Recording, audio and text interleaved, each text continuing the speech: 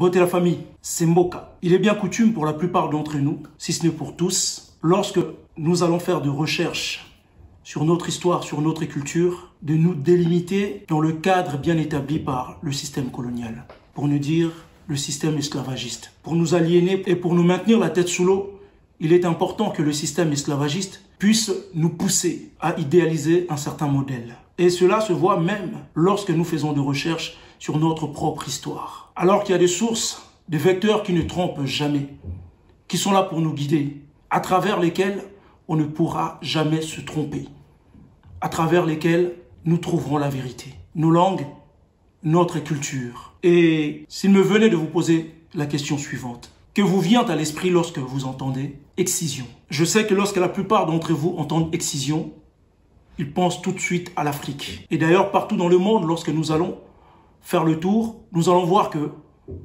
les gens pensent que l'excision est africaine. C'est un mot qui, aujourd'hui, est synonyme de l'Afrique. Un peuple qui ne connaît pas son passé, ses origines et sa culture ressemble à un arbre sans racines. Marcus Garvey.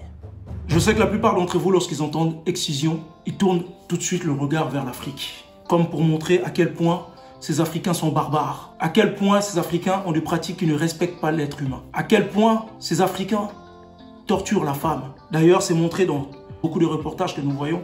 Ils mettent en avant ce système qui aujourd'hui est ancré dans le conscient collectif, pour ne pas dire dans l'inconscient collectif. Nous prenons l'excision comme une pratique africaine à part entière. Alors qu'en est-il vraiment?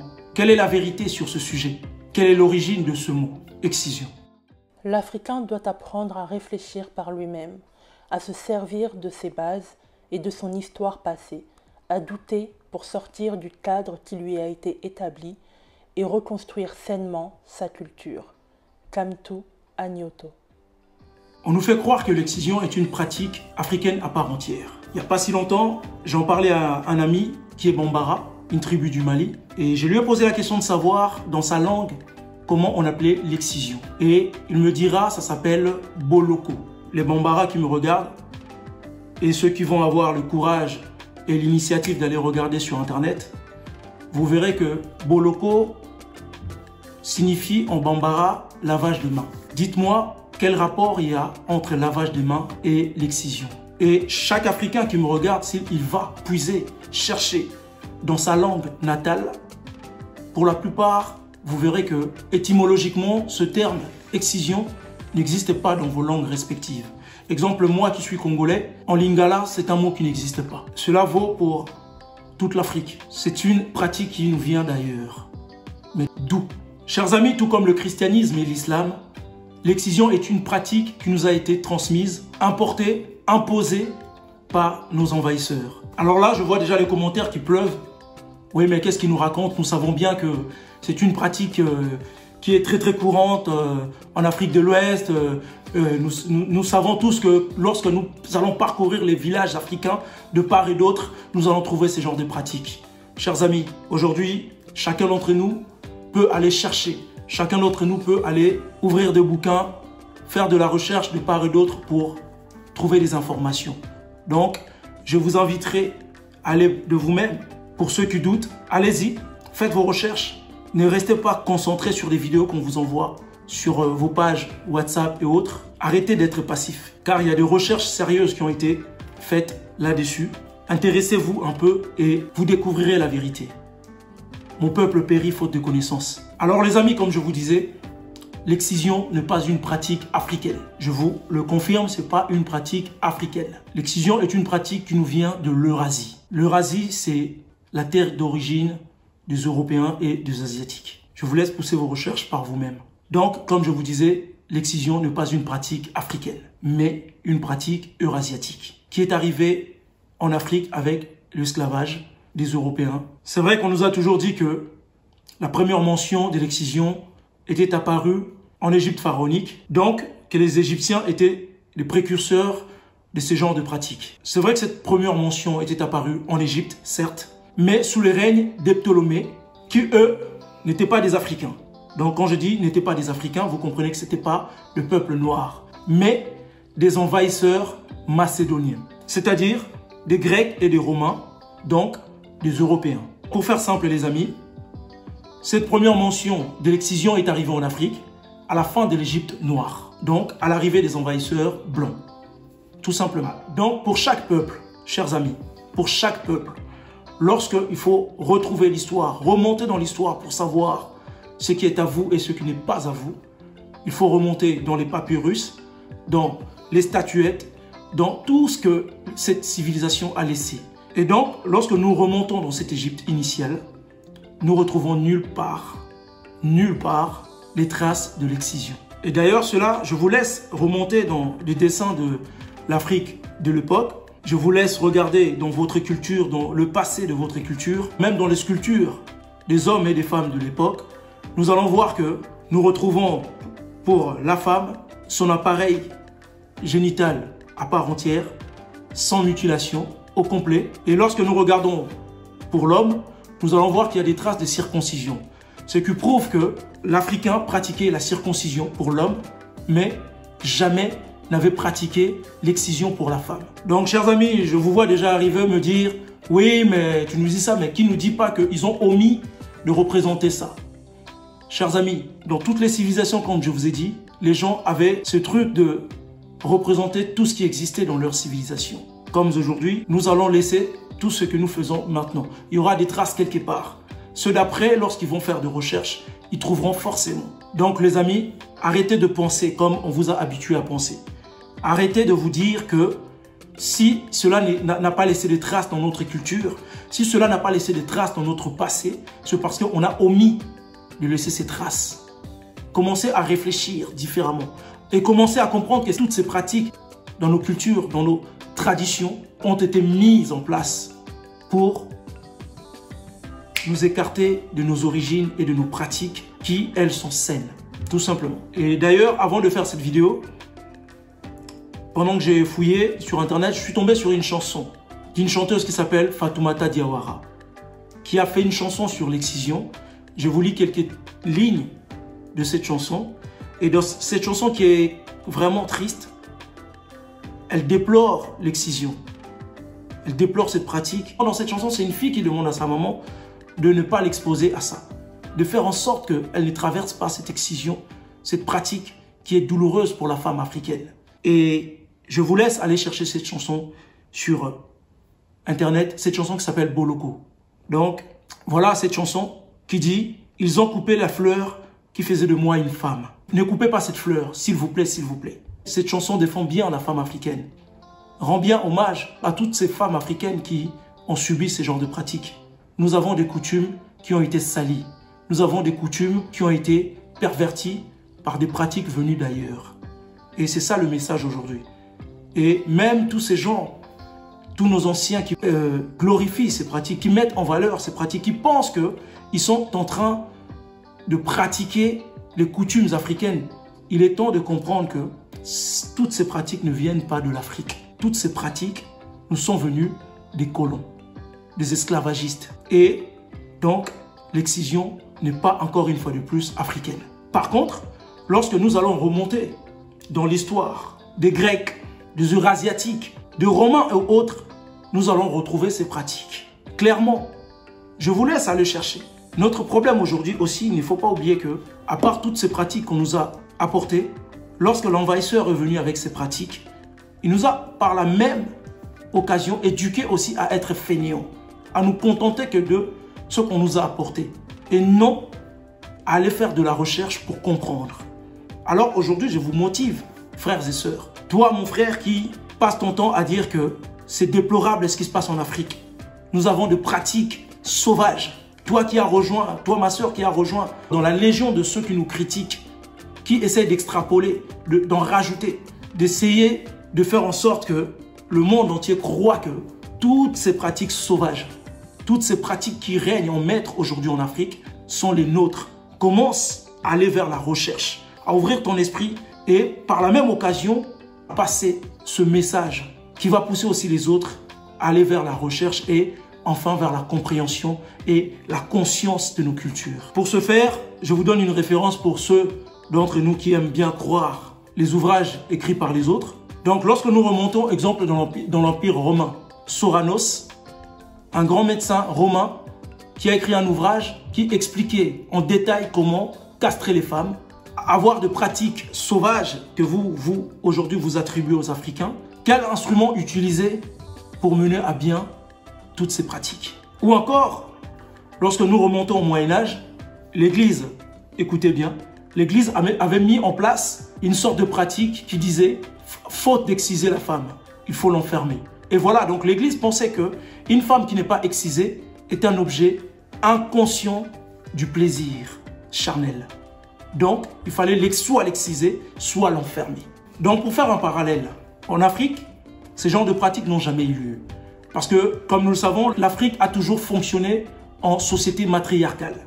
Donc, dans notre culture, la femme a une grande place. Nous avons eu de grandes reines, que ce soit dans le royaume Congo ou dans le grand royaume du Mali, nous allons voir que toutes ces pratiques n'ont jamais existé puisque la femme avait une place énorme dans la société. Et donc, c'était inconcevable d'avoir ce genre de pratiques dans une société où la femme était très très importante, où la femme avait une place majeure. J'entends déjà les sceptiques me dire « Oui, mais monsieur Mboka, qu'est-ce que tu nous racontes?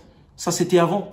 Aujourd'hui, l'Européen, l'Occidental n'est plus dans ce genre de pratiques. » Chers amis, ça existe encore jusqu'aujourd'hui que je vous parle.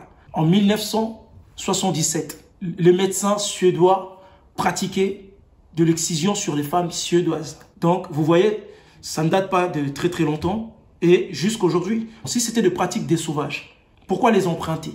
Eux qui allaient vers l'évolution, eux qui voyaient un monde évoluer. Et encore, pour remonter, pour avancer vers notre époque, en 1982, il y a des quotidiens londoniens qui parlaient de médecins londoniens qui pratiquaient de l'excision sur des femmes londoniennes. Donc, à Londres, ils appelleront ça la clitoridectomie. Et ces genres de pratiques sont tellement courantes. Pour vous donner plus d'informations, je vous laisse avec la voix. Merci beaucoup, Monsieur Mboka. Alors, on va faire encore un bond en avant.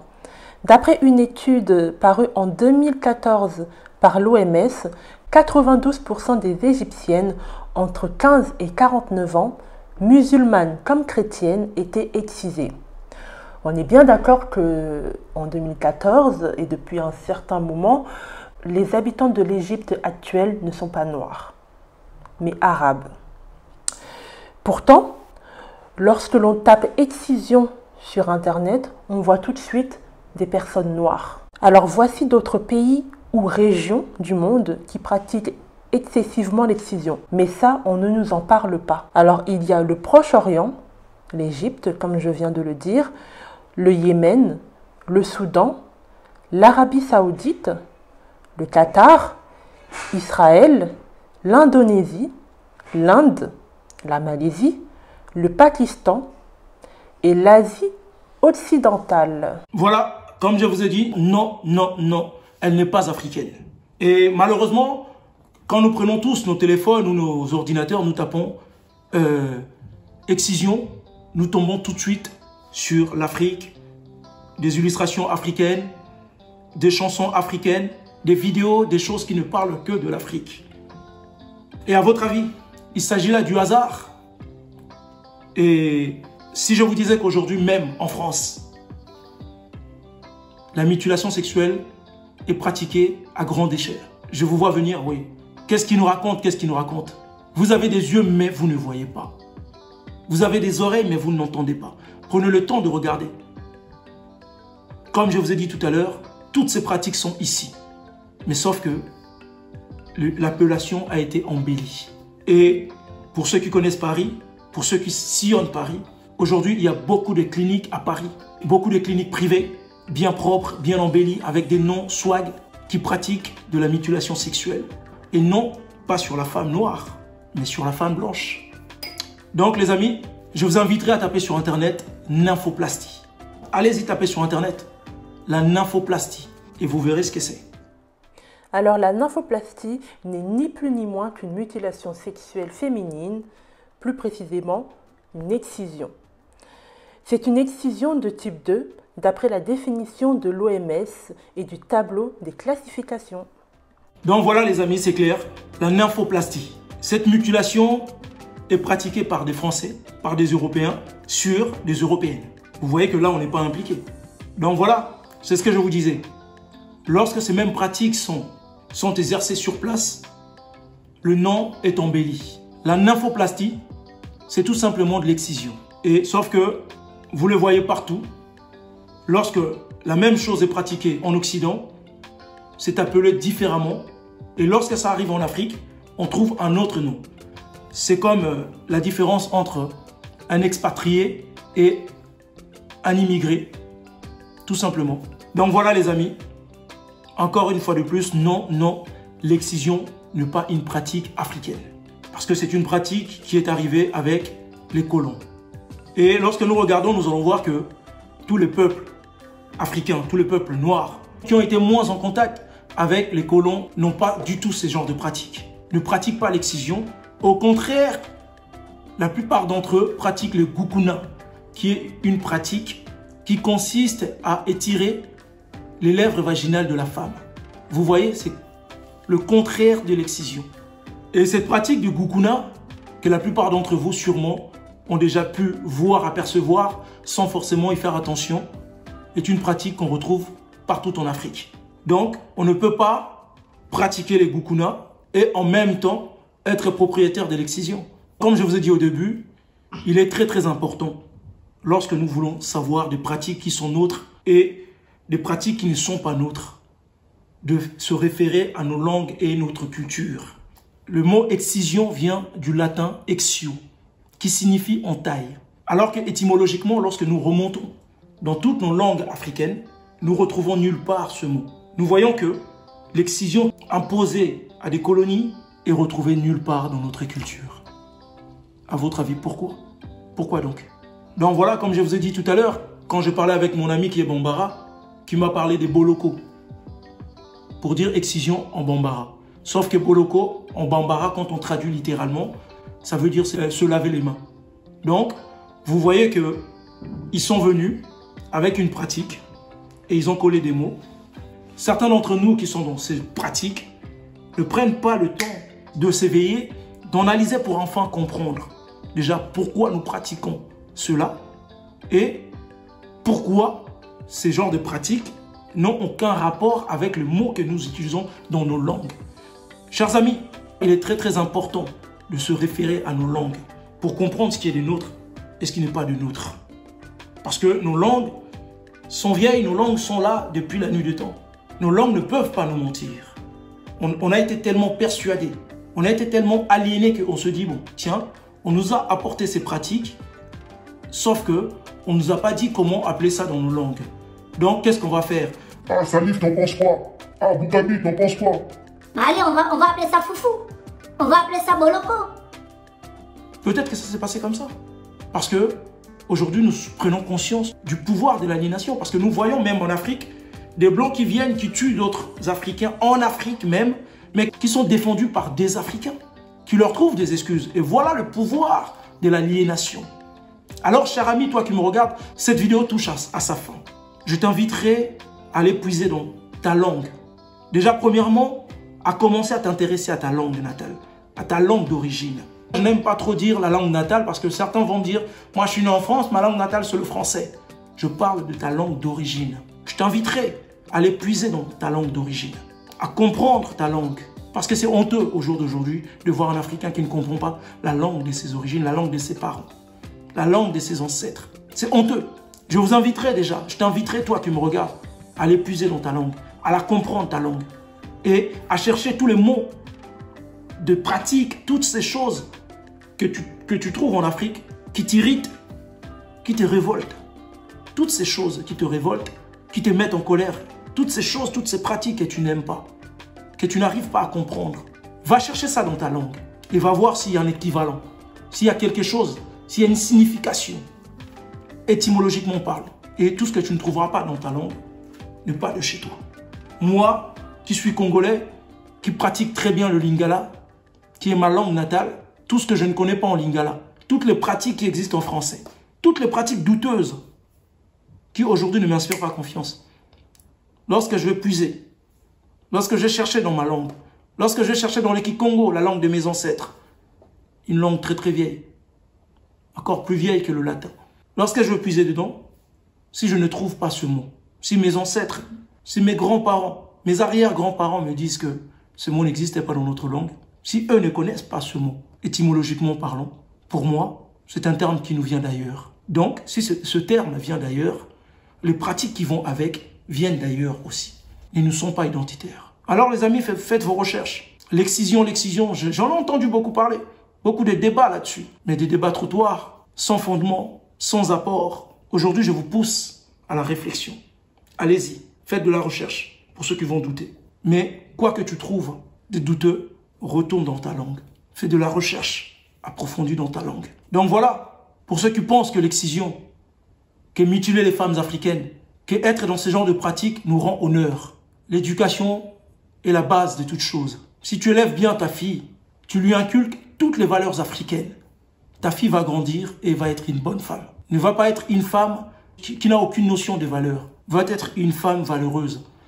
Va être une femme qui a de l'intelligence, qui a de la sagesse et de la conscience. Et vous qui pensez que ce genre de pratiques mises en place par tous ces criminels d'Africains sont des pratiques qui nous rendent honneur, qui valorisent vos filles et vos femmes, détrompez-vous. Alors, si ces pratiques ne sont pas les nôtres, pourquoi les pratiquons-nous? Et pourquoi continuerons-nous à les pratiquer? Posez-vous cette question. Donc voilà, je vous laisse sur cette question. Et chers amis, je vous invite à me laisser des commentaires. Je sais que c'est un sujet qui va interpeller beaucoup d'entre nous. Donc je vous invite à me laisser des commentaires sur ce sujet, sur tout ce que vous connaissez, sur tout ce que vous avez entendu, sur toutes les histoires que vous avez en mémoire sur ce sujet. Et on fait comme d'habitude, on n'oublie pas de partager, de liker et d'inviter vos amis à s'abonner. Vous qui n'êtes pas encore abonnés, vous qui regardez toutes ces vidéos de votre chaîne Africa Liboso, prenez le temps de vous abonner. Activez vos cloches de notification. Et je vous dis à très bientôt sur votre chaîne Africa Liboso. Toza Elongo.